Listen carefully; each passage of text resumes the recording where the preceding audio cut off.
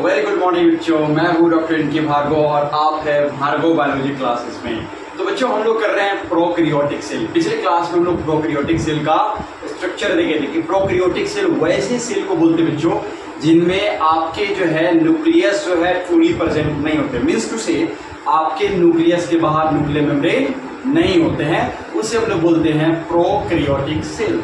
और प्रोकैरियोटिक अगर हम देखा जाए बच्चों तो दो पार्ट्स में डिवाइड कर सकते हैं, प्रो प्लस कैरियोटिक, यानी जिसका न्यूक्लियस या सेल सबसे प्रिमिटिव हो, सबसे पुराना हो, उसे बोलते हैं हम लोग प्रोकैरियोटिक सेल। इस ग्रुप में हम लोग बैक्टीरिया आता है, ब्लू ग्रीन अलगी आता है, आपके पीपीएल होता है, तरह तरह का ऑर्गेनिज्म देखने को मिलते हैं। तो हम लोग बैक्टीरियल सेल का स्ट्रक्चर हम लोग जनरली किए थे कि बैक्टीरिया जो होता है एक्चुअली 4 डिफरेंट शेप्स के होते हैं। पहला जिसको हम लोग बोलते हैं कोकी, और ये राउंडेड शेप का होता है, स्फेरिकल शेप का होता है। दूसरा बच्चों बैसिली जो कि रॉड शेप का होता है। तीसरा जिसे बोलते हैं हम लोग विब्रियो जो कि कॉमा शेप का होता है। और लास्ट जिसको बोलते हैं स्पाइरलम जो कि स्पाइरल शेप का होता है। ये तो हम लोग शेप के आधार पर बैक्टीरिया क्लासिफिकेशन कर चुके थे। फिर हम लोग ये जाने थी कि बैक्टीरियल सेल जो है इसके बाहर 3 लेयर्स पाए जाते हैं। सबसे अंदर वाले लेयर को हम लोग बोलते हैं सेल मेम्ब्रेन, है ना। उसके बाहर जो लेयर पाए जाते हैं उसे बोलते हैं हम लोग सेल वॉल जो कि पेप्टिडोग्लाइकेन और म्यूरिन का बना होता है, ठीक है बच्चों। और इसके बाहर एक तीसरा लेयर्स भी बना होता है बच्चों जिसे हम लोग बोलते हैं ग्लाइकोकैलिक्स। ये ग्लाइकोकैलिक्स एक एक्स्ट्रा लेयर है जो कि बैक्टीरिया में पाया जाता है और ये बैक्टीरिया को एंटीबायोटिक से रेसिस्टेंट कराता है, मीन्स से बैक्टीरिया को एंटीबायोटिक से बचाता है। ये हम लोग पिछले क्लास में देख चुके थे। फिर हम लोग जो देखे थे एस्टेनिंग के आधार पे, यानी कलर करने के आधार पे बैक्टीरिया 2 तरह के होते हैं बच्चों। एक को बोलते हैं हम लोग ग्राम पॉजिटिव बैक्टीरिया और दूसरा होता है gram negative bacteria. Means two से वैसे बैक्टीरिया जो कलर्स को स्टेन कर ले उसे हम लोग बोलते हैं ग्राम पॉजिटिव, और दूसरा जो कलर स्टेन ना ले उसे बोलते हैं हम लोग ग्राम निगेटिव। ये सब चर्चा हम लोग पिछले क्लास में कर चुके हैं। वीडियो अवेलेबल है, आप मेरे जाकर प्लेलिस्ट को चेक कर सकते हैं, समझ सकते हैं, रिवाइज कर सकते हैं और साथ साथ क्वेश्चन बैंक लगा सकते हैं। इससे आपको बहुत सारे बेनिफिशियल होंगे, ठीक है बच्चों। तो आज की क्लास में हम लोग बैक्टीरिया का इंटरनल स्ट्रक्चर देखने वाले हैं। तो आप रेडी है? चलिए शुरुआत करते हैं टॉपिक का, इंटरनल स्ट्रक्चर ऑफ बैक्टीरिया। तो देखिए मान लीजिए ये हमारा हो गया बैक्टीरियल सेल। तो सबसे बाहर जो आपका लेयर हो गया ये हो गया आपका सेल मेम्ब्रेन, क्योंकि वो प्रोकैरियोटिक सेल हो चाहे यूकैरियोटिक सेल हो, दोनों में जो लेयर होता है इंटरनल लेयर वो सेल मेम्ब्रेन होता है, ठीक है बच्चों। उसके बाहर एक और लेयर होता है बच्चों जिसे बोलते हैं हम लोग सेल वॉल। सेल वॉल का फीचर्स किस किस में पाया जाता है? तो ये फंगी में पाया जाता है, बैक्टीरिया में पाए जाते हैं और प्लांट सेल में पाए जाते हैं। एनिमल सेल भी सेल वॉल एब्सेंट होते हैं बच्चों, याद रखेंगे। हालांकि सेल वॉल का कॉम्पोजिशन अलग अलग ऑर्गेनिज्म में अलग अलग होते हैं। जैसे बैक्टीरिया में भी बताया सेल वॉल जो है ये पेप्टिडोग्लाइकेन म्यूरिन का बना होता है, फंगी में जो है आपके काइटिन का बना होता है, और प्लांट सेल में जो बना होता है वो सेलुलोज का बना होता है। ये अपने को याद रखना है, ठीक है बच्चों, इंपॉर्टेंट है। कई बार एमसीक्यूज में इससे बहुत सारे क्वेश्चन सीखने को मिलते हैं। तो ये हमारे बैक्टीरियल सेल है। तो ऑफकोर्स इसमें ये वाला जो स्ट्रक्चर है अंदर में इसे बोलते हैं हम लोग सेल मेम्ब्रेन, है ना बच्चों। इसके बाहर जो है ये वाला इसे बोलते हैं हम लोग सेल वॉल। और सेल वॉल किससे बना बच्चों? पेप्टिडोग्लाइकेन का, पेप्टिडोग्लाइकेन या म्यूरिन का। ये अपने को याद रखना है, ठीक है बच्चों। अब देखिए इसमें बैक्टीरियल सेल में एक अलग से फीचर्स आता है। इसके बाहर एक और लेयर होता है लिपिड या प्रोटीन का जिसको हम लोग बोलते हैं ग्लाइकोकैलिक्स। क्या बोलते हैं बच्चों? ग्लाइकोकैलिक्स। ये याद रखना बच्चों। ये ग्लाइकोकैलिक्स जो है सिर्फ और सिर्फ बैक्टीरियल सेल में पाया जाता है, क्योंकि ये जो है ये बैक्टीरिया को एंटीबायोटिक से रेसिस्ट करता है। बैक्टीरिया किसी से डर लगता है? एंटीबायोटिक से डर लगता है। आप सभी जानते हैं कि जब भी हम लोग किसी भी तरह का इन्फेक्शन होता है, बैक्टीरियल इन्फेक्शन होता है, तो आपके डॉक्टर जो होते हैं एंटीबायोटिक प्रेस्क्राइब करते हैं। क्यों? ताकि वो बैक्टीरिया को किल कर सके। सिंपल सी बात है। तो बैक्टीरिया भी अपने को प्रोटेक्ट करने के लिए कुछ ना कुछ फिजिकली अपने आप को प्रोटेक्ट करता है। तो इसके पास भी फिजिकली जो पाया जाता है कवरिंग ये होता है ग्लाइकोकैलिक्स, जो बैक्टीरिया को एंटीबायोटिक से रेसिस्ट करता है, बचाता है ना बच्चों। चलिए तो ये जो है इसको बोलते हैं हम लोग ग्लाइकोकैलिक्स। ये पिछले क्लास में बता भी चुके हैं। ग्लाइकोकैलिक्स के तरह होते हैं 2, एक को बोलते हैं कैप्सूल और दूसरे को बोलते हैं बच्चों स्लिम लेयर। कैप्सूल क्या होता है? हार्ड होता है, जबकि स्लिम लेयर क्या होता है? सॉफ्ट होता है, जिलेटिनस होता है। Any doubt? ओके। चलिए अब देखिए इसमें होता क्या समझिएगा। बैक्टीरिया के अंदर पहले ही बता चुकी कि बैक्टीरिया जो है एक प्रोकैरियोटिक सेल है। मींस टू से इसके अंदर आपके जो न्यूक्लियस होते हैं वो ट्रू नहीं होते, यानी न्यूक्लियस के बाहर में आपके कोई भी न्यूक्लियर मेम्ब्रेन नहीं होते हैं। क्योंकि यूकैरियोटिक सेल के न्यूक्लियस के बाहर न्यूक्लियर मेम्ब्रेन होते हैं, जिससे उसके अंदर जितने भी जेनेटिक मटेरियल है, कंटेंट है, वो एक बाउंड्री में रहते हैं। लेकिन प्रोकैरियोटिक सेल में ऐसा फीचर्स नहीं होता है, जो याद रखेंगे। तो इसके अंदर देखिएगा जो आपके प्रोकैरियोटिक सेल बैक्टीरिया में, इसके अंदर राउंडेड सिंगल सर्कुलर डीएनए पाया जाता है कुछ इस तरह से। ये सिंगल सर्कुलर ऐसे डीएनए पाए जाते हैं, याद रखेंगे। न्यूक्लियस नहीं होते हैं, न्यूक्लियर मेम्ब्रेन नहीं होते हैं, याद रखेंगे। ये आपके होते हैं नेक्ड सिंगल सर्कुलर डीएनए। ये आपके बैक्टीरिया में न्यूक्लियस के नाम पे बस यही पाया जाता है। और ये स्पेशल लोकेशन जहां पे ये नेक्ड सिंगल सर्कुलर डीएनए पाया जाता है, इस स्पेशल लोकेशन को बोलते हैं हम लोग न्यूक्लियोइड्स। क्या बोलते हैं बच्चों? न्यूक्लियोइड्स। याद रखेंगे इस स्पेशल लोकेशन को बोलते हैं न्यूक्लियोइड, याद रखेंगे। तो दिक्कत चलिए अब देखिए यहाँ पे बैक्टीरिया है, सॉरी क्या बोलते हैं, इसके अंदर जो है आपका डीएनए है। तो डीएनए से बनता है बच्चों आरएनए, और आरएनए से क्या बनता है? प्रोटीन। या बच्चों ये होता है आपका नेक्ड सिंगल सर्कुलर डीएनए, है ना बच्चों। और एक स्पेशल लोकेशन जहाँ पे ये नेक्ड सिंगल सर्कुलर डीएनए पाया जाता है, उसे हम लोग बोलते हैं न्यूक्लियोइड, याद रहेगा। अब देखिए ये आपका डीएनए है, तो इससे आपको बनते हैं आरएनए, और यहाँ पे जो पाए जाते हैं ये है एमआरएनए, यानी मैसेंजर आरएनए। क्या बोलते हैं बच्चों? मैसेंजर आरएनए, याद रखेंगे। इसको शॉर्ट फॉर्म बोलते हैं एमआरएनए। और इस पे जो है आपको पाए जाते हैं राइबोसोम। इस तरह से कुछ राइबोसोम पाए जाते हैं, ऐसे अटैच रहते हैं प्रोटीन बनाने के लिए, याद रखेंगे। डीएनए है, इससे निकला आपका मैसेंजर आरएनए, और इस पे कुछ जुड़ गए आपके राइबोसोम के मॉलिक्यूल्स, तो इसे हम लोग बोलते हैं पॉलीराइबोसोम। क्या बोलते हैं बच्चों? पॉलीराइबोसोम, ठीक है, कोई दिक्कत? चलिए अब देखिए इसके अंदर सिर्फ आपके यहाँ पे ही राइबोसोम नहीं पाए जाते हैं। ये इसका सेल है, तो इस सेल के अंदर साइटोप्लाज्म में ये सारे ऑर्गेनेल्स आपको दिख रहे हैं। तो इसके और साइटोप्लाज्म में कुछ फ्री आपके राइबोसोम भी पाए जाते हैं। कुछ इस तरह से आपके राइबोसोम साइटोप्लाज्म में फ्री स्टेट में भी देखने को मिलते हैं। और ये जो राइबोसोम होते हैं बच्चों, ये होता है हमारा 70S टाइप का। अब ये 70S क्या है बताते हैं आपको। देखिए ये हो गया राइबोसोम। राइबोसोम का जनरली काम क्या होता है बच्चा? प्रोटीन का सिंथेसिस करना। तो ये राइबोसोम जो है ये किस टाइप का राइबोसोम है? तो 70S टाइप का। और वहीं अगर यूकैरियोटिक सेल होता है तो उसमें जो राइबोसोम होते हैं वो 80S टाइप का होता है। यहाँ पे S का मतलब होता है स्वेडबर्ग यूनिट, यानी सेडिमेंटेशन कोएफिशिएंट। अब ये सेडिमेंटेशन कोएफिशिएंट, स्वेडबर्ग यूनिट का मतलब क्या होता है? जैसे हर चीज को मेजर करने का एक यूनिट होता है ना बच्चों, उसी तरह से मास एंड डेंसिटी को मेजर करने के लिए, राइबोसोम के मास एंड डेंसिटी को मेजर करने के लिए आपको स्वेडबर्ग यूनिट होता है, जिसको हम लोग S से डिनोट करते हैं, ठीक है, याद रखेंगे। स्वेडबर्ग यूनिट बोलते हैं। तो जो आपके बैक्टीरिया होते हैं इसमें राइबोसोम जो होता है वो 70S टाइप का पाया जाता है। और आगे हम लोग डिटेल्स पढ़ेंगे, राइबोसोम जो ऑर्गेनेल्स बताएंगे तब आपको और डिटेल्स बताएंगे, ठीक है। फिलहाल केवल समझिए कि जो बैक्टीरियल सेल है उसमें जो राइबोसोम होता है वो 70S टाइप का होता है, और यहाँ पे S का मतलब होता है स्वेडबर्ग यूनिट। कोई दिक्कत है? चलिए बहुत बढ़िया। अब जो है याद रखेंगे जो आपकी ये बैक्टीरियल सेल है, इस बैक्टीरियल सेल के अंदर आपके कुछ ऐसे आपका एक्स्ट्रा क्रोमोसोमल पार्ट्स भी होते हैं जो आपको बैक्टीरिया को एंटीबायोटिक से रेसिस्टेंट करते हैं। ऑफ कोर्स एक ग्लाइकोकैलिक्स भी बाहर से फिजिकली बैक्टीरिया को एंटीबायोटिक से रेसिस्टेंट करता है। और यहाँ पे एक और स्ट्रक्चर पाया जाता है जिसे बोलते हैं हम लोग प्लाज्मिड। क्या बोलते हैं बच्चों?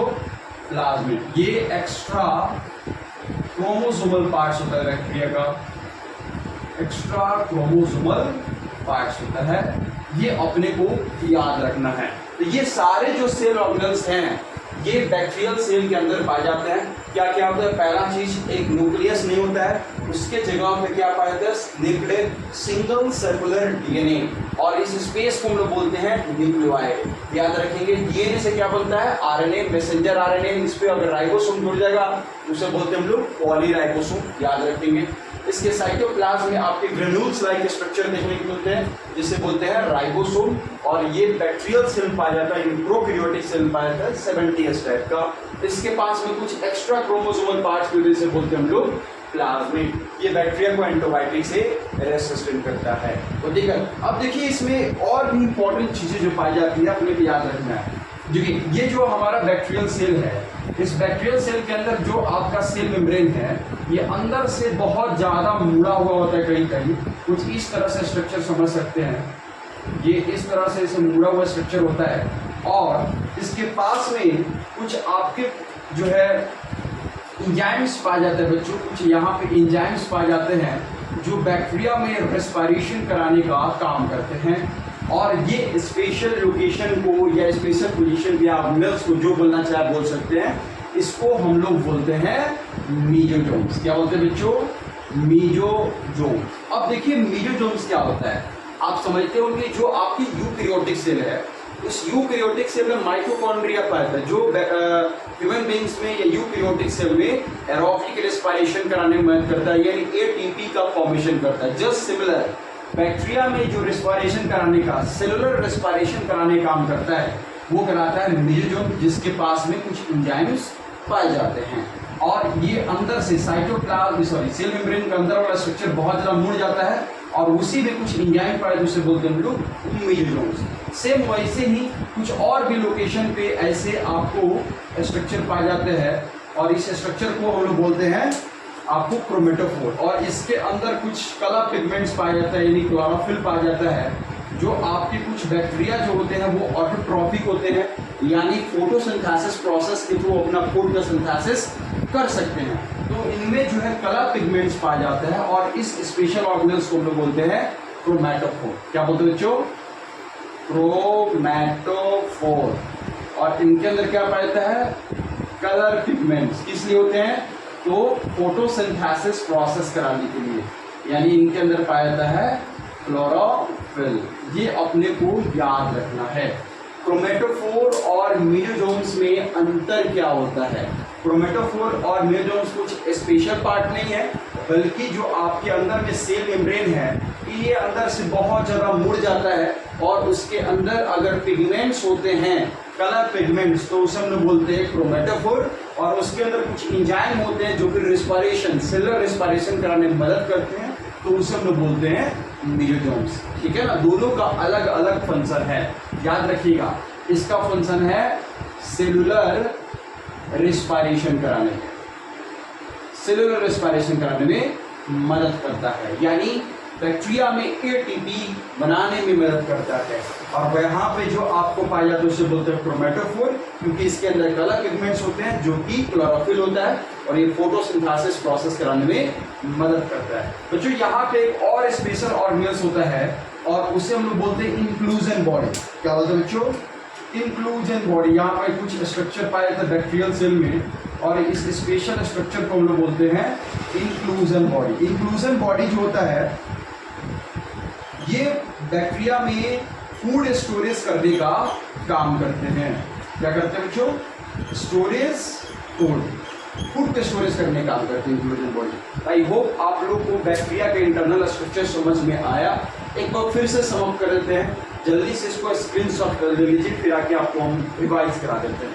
चलिए जल्दी से नोट डाउन कीजिए बच्चों।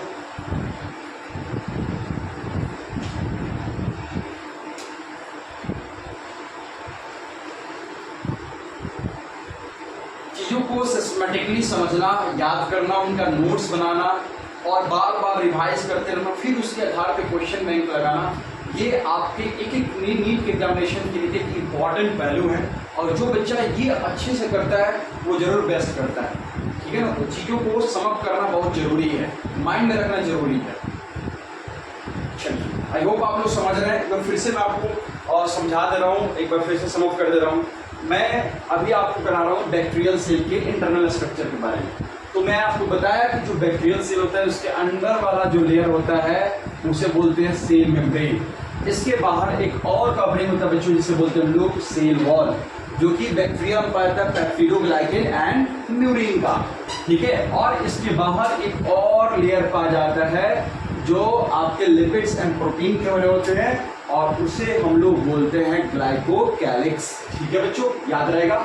और ये तीनों लेयर यानी cell membrane, cell wall, glycocalyx, ये तीनों लेयर जो है मिला के बनाते हैं आपको सेल इन्वेलप। क्या बनाते हैं बच्चों? Cell envelope. याद रखेंगे कौन कौन से?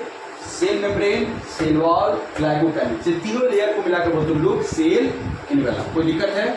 चलिए बहुत बढ़िया। अब देखिए इसके अंदर में क्या क्या पाया गया है। इसके अंदर में आपका जो है आपका न्यूक्लियस नहीं होता है, उसके जगह पे सिंपल सा नेक्ड सिंगल सर्कुलर डीएनए पाया जाता है और उस स्पेस को हम लोग बोलते हैं न्यूक्लियोइड्स, ठीक है। चलिए बहुत बढ़िया। अब ये डीएनए इससे बनता आरएनए, यानी मैसेंजर आरएनए पे आपको कुछ राइबोसोम के मॉलिक्यूल्स लग जाते हैं तो बनाते हैं प्रोटीन और इस स्ट्रक्चर को हम लोग बोलते हैं पॉलीराइबोसोम। क्लियर है? बहुत बढ़िया। अच्छा, इसके अंदर कुछ एक्स्ट्रा क्रोमोसोमल भी पार्ट होता है, एक्स्ट्रा न्यूक्लियस पार्ट भी होता है जो कि बैक्टीरिया को एंटीबायोटिक से रेसिस्टेंट करता है। और एक चैप्टर जो पढ़ोगे क्लास 12 में बायोटेक्नोलॉजी, उसमें प्लाज्मिड का बहुत बड़ा रोल होता है। प्लाज्मिड एज अ वेक्टर के तौर पे इस्तेमाल किया जाता है किसी भी चीज को या जेनेटिक मटेरियल को एक पर्सन से दूसरे पर्सन में ट्रांसफर करने के, वहां प्लाज्मिड का रोल आता है। आप पढ़ेंगे समझेंगे। अभी तक फिलहाल यही याद रखें कि प्लाज्मिड जो होता है एक्स्ट्रा क्रोमोसोमल पार्ट होता है जो कि बैक्टीरिया को एंटीबायोटिक से रेसिस्टेंट करता है, और ये दोनों है ये आपके प्लाज्मिड हो गए, ठीक है। चलिए इसके अलावा पाया जाता है बच्चों राइबोसोम, और ये राइबोसोम जो होता है 70S टाइप का पाया जाता है प्रोकैरियोटिक सेल में। इसमें दो सब यूनिट देखने को मिलते हैं, याद रखेंगे। इसको बोलते हैं लार्ज सब यूनिट और इसको बोलते हैं स्मॉल सब यूनिट। दो आपके बर्गर के शेप के होते हैं, कुछ इस तरह से स्ट्रक्चर होते हैं, दो आपके, है ना बच्चों, देख सकते हैं। तो ये जो स्ट्रक्चर है इसी को मैंने यहाँ पे बना दिया है। इसमें दो सब यूनिट देखने को मिलते हैं, एक ऊपर वाला को बोलते हैं लार्ज सब यूनिट और नीचे वाला को बोलते हैं स्मॉल सब यूनिट। अब देखिए यहाँ पे तो है 70S, लेकिन यहाँ पे दोनों सब यूनिट का अलग अलग मायने हैं। यहाँ पे जो आपका लार्ज सब यूनिट होता है ये होता है 50S, बच्चों 50S, जबकि जो स्मॉल सब यूनिट होता है ये होता है 30S। अब ये कहिए कि सर 50S और 30S ये 70S कैसे हो गया? 80S होना चाहिए था। नहीं बच्चों, यहाँ पे अपने को ऐड नहीं करना है, बस याद रखना है कि ये 70S टाइप का होता है और ये 50S है और ये 30S है। इसको मैथमेटिकली तौर पे आप ऐड नहीं कीजिएगा, ठीक है ना, याद रखिएगा। 50 और 30 मिला के 70S, और ये 70S टाइप का जो राइबोसोम है सिर्फ और सिर्फ प्रोकैरियोटिक सेल के अंदर ही देखने को मिलते हैं। कोई दिक्कत है? चलिए बहुत बढ़िया, ये चीज हो गया। अब देखिए बताए थे आपको कि जो आपका बैक्टीरियल सेल के अंदर जो सेल मेम्ब्रेन होता है ये अंदर से कहीं कहीं बहुत ज्यादा मुड़ा हुआ होता है, जिसके अंदर कुछ पिगमेंट्स और कुछ एंजाइम्स पाए जाते हैं। तो जब इसके अंदर एंजाइम्स पाए जाते हैं तो उसे बोलते हैं म्यूटाजोन्स, जो सेलुलर रेस्पिरेशन कराने में मदद करता है, एटीपी का फॉर्मेशन कराने में मदद करता है। और इसके अंदर जब आपके पाए जाते हैं कलर पिगमेंट्स जिसे हम लोग बोलते हैं क्रोमेटोफोर, और ये क्रोमेटोफोर में जो कलर पिगमेंट्स तो कुछ और नहीं होता है बल्कि क्लोरोफिल होता है, जो कुछ कुछ बैक्टीरिया में फोटोसिंथेसिस प्रोसेस कराने में मदद करते हैं। और यहाँ पे देख सकते हैं इसके अंदर कुछ स्टोरेज बॉडी भी होता है जो फूड के स्टोरेज करते हैं, और इस स्टोरेज बॉडी को हम लोग बोलते हैं इंक्लूजन बॉडी। ये सारी चीजें हैं जो अपने को याद रखना है, ठीक है बच्चों। आई होप आप लोगों को क्लियर हो गया होगा, ठीक है। मैं इसे थोड़ा सा मिटाता हूँ और बाहर आपको थोड़ा सा एक और स्ट्रक्चर बना के दिखाता हूँ। इसमें आपको एक्सटर्नल स्ट्रक्चर बॉडी कुछ सरफेस पे कुछ प्रोजेक्शन पाए जाते हैं, जैसे हम लोग सीलिया, फ्लैजिला, पिलाई और आपके जो है क्या बोलते हैं पाए जाते हैं सब। मैं इसे मिटा रहा हूँ अभी।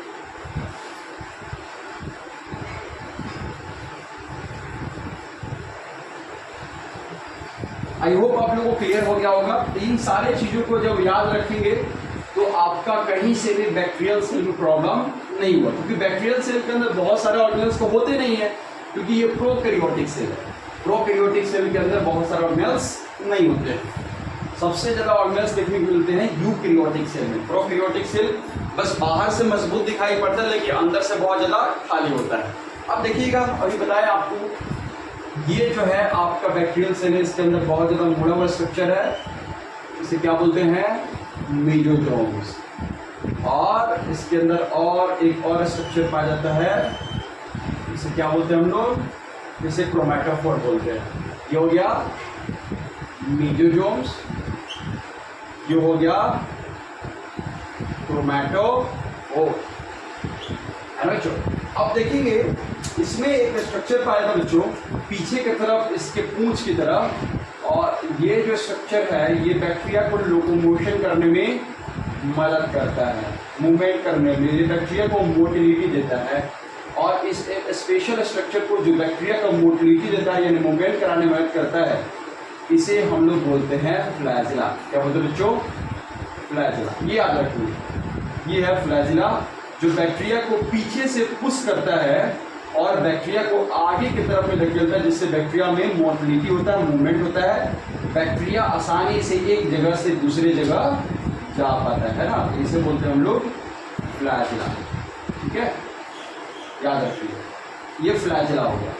ठीक है, और इसके बॉडी पे बहुत सारे छोटे छोटे हेयर लाइक फॉलिकल्स पाए जाते हैं, इस तरह से ऐसे प्रोजेक्शन पाया जाता है बच्चों। इस प्रोजेक्शन को हम लोग बोलते हैं सीलिया।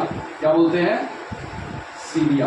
याद रखेंगे, इसे हम लोग सीलिया बोलते हैं, जो बैक्टीरिया को स्विम कराने में या मूवमेंट कराने में भी मदद करते हैं। ठीक है, इसे हम लोग बोलते हैं सीलिया। ठीक है, इसे हम लोग क्या बोलते हैं, सीलिया। ये हो गया अपना फ्लैजिला, ये हो गया सीलिया।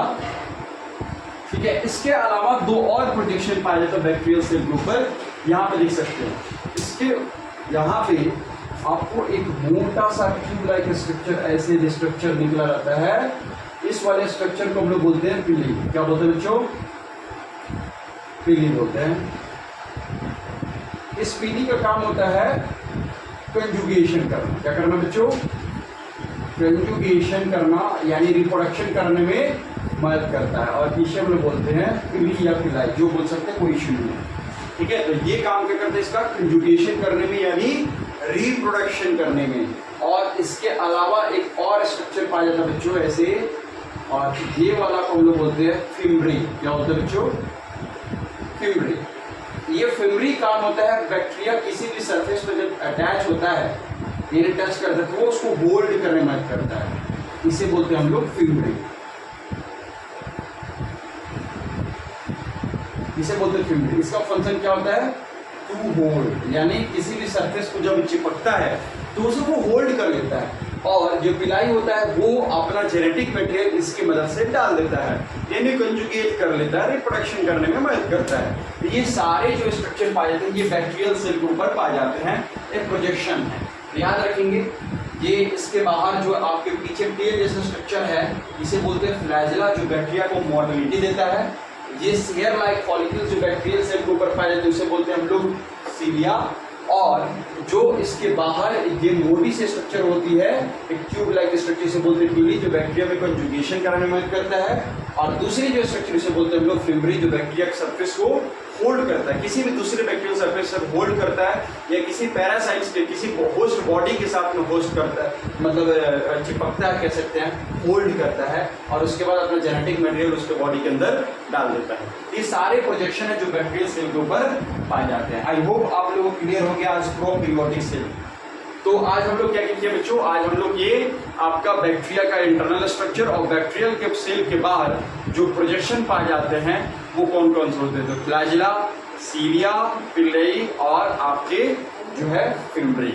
तो आपका टॉपिक क्लियर हो गया। तो इसको बार बार आप रिवाइज करें, इस पे जाकर क्वेश्चंस लगाएं, है ना। बहुत सारे जो आपके इस पे क्वेश्चंस दिए हुए इस टॉपिक पे, इसको रिवाइज करने से आपको बहुत सारे क्वेश्चन सॉल्व हो जाएंगे। तो मिलते हैं नेक्स्ट क्लास में नेक्स्ट टॉपिक के साथ में, यानी यूकैरियोटिक सेल के बारे में पढ़ने वाले हैं। Thank you so much.